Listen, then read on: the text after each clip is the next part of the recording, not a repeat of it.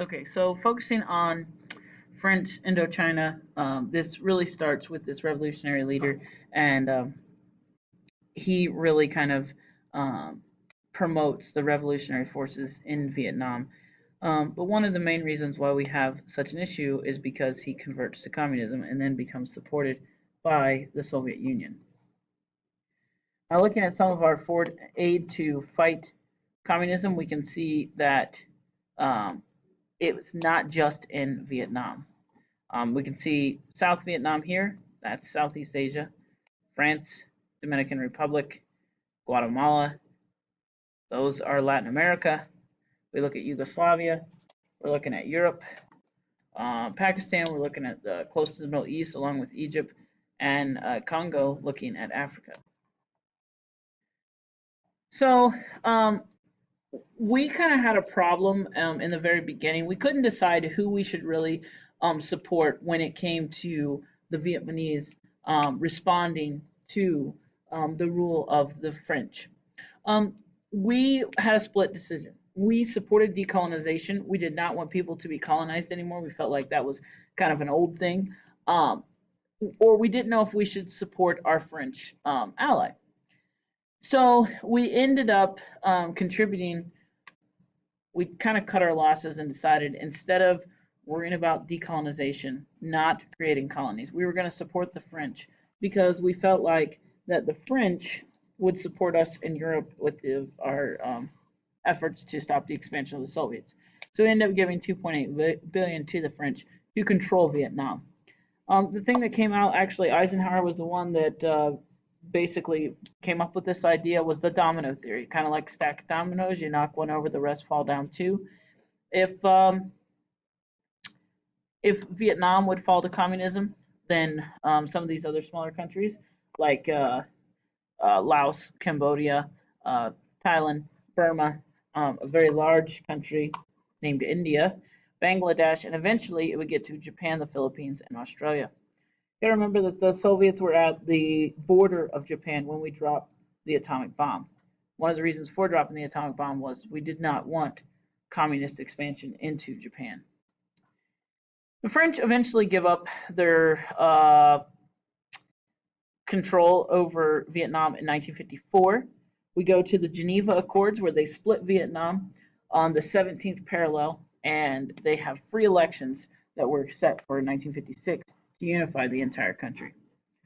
Let's take a closer look at this domino theory. So the idea here that China and North Korea had already fallen to communism.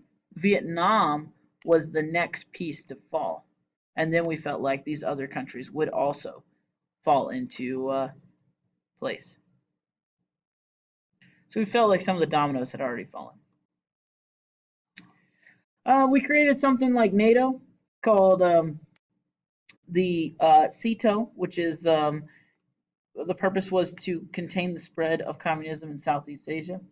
There were two candidates in Vietnam in 1956. Ngo Den Diem. Diem was a nationalist, and then Ho Chi Minh was a communist, and they both had their own election. They had the elections planned when some of the well, they would be European. There have been American polls that would have come out. Diem was looking like he was going to lose the election, so he refuses to participate in the election to basically make sure that he wouldn't lose. So then it becomes a civil war. The Viet Cong wanted to unite Vietnam under the communist banner, and so they become these guerrilla fighters. Diem also had an issue. He was a Roman Catholic, and Roman Catholic did not support Buddhism, and so he wasn't very popular by a lot of Vietnamese. How we really got involved in Vietnam is our special forces, the Green Berets, were only to advise the ARVN, which is basically the kind of like the National Guard of the South Vietnamese. Um, in 1963, we put 1,500 troops into Vietnam. 1,500 troops is nothing. We support places around the world We did back then and still do today. It didn't seem like a big issue. But it seemed like that Diem couldn't keep control of South Vietnam, and Ho Chi Minh was gaining control in North Vietnam. In protest of Diem's Catholic policies, that's why the Buddhist priests are going to set themselves on fire. Some of you are going to see that in America's Time video. I don't know if we got to that in every class. But you can see some great pictures here showing the Buddhist priests setting themselves on fire in protest of Diem. Eventually, we decide that now that we've supported Diem, the nationalists, we're going to not support him. So we supported an overthrow of Diem. Overthrown one day, the next day he's assassinated.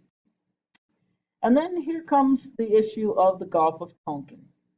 August 2nd, 1964, the USS Maddox was fired upon by 3 gunboats from North Vietnamese. They were using torpedoes, and the ship returned fire.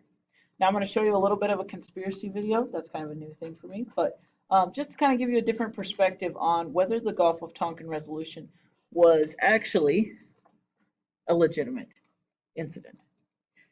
The Gulf of Tonkin resolution passed through Congress. It gave President Johnson war powers. Power to commit U.S. troops for any means necessary to take care of the situation. And it also let him fight a war without consulting Congress. We never officially declared war on the North Vietnamese or Laos or Cambodia.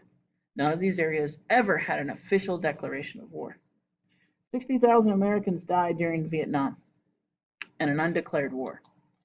That's why it's very unpopular. All right, so let's watch a little bit on the Gulf of Tonkin.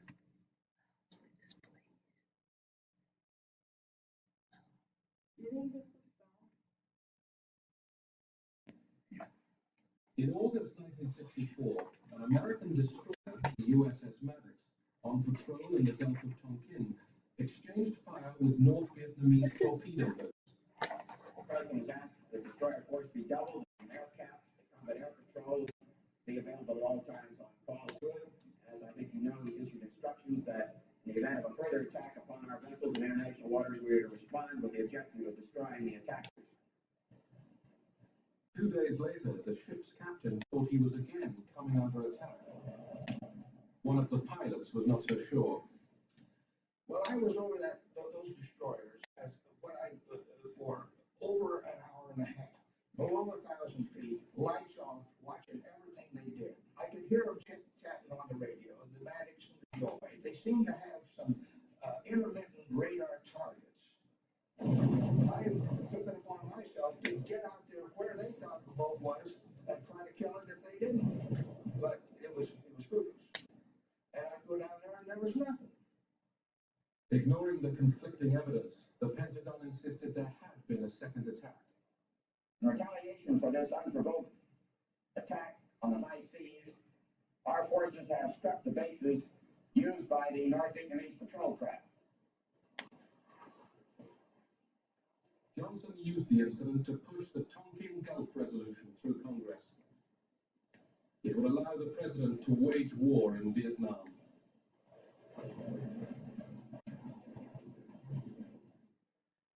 All right, so ending up with that, the Gulf of Tonkin really gives Johnson those war powers. He's able to fight the war, and even more problematic, the North Vietnamese, including the Viet Cong, believed that the Gulf of Tonkin was a declaration of war on them.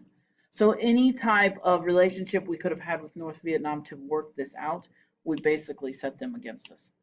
And that's notes 17.1.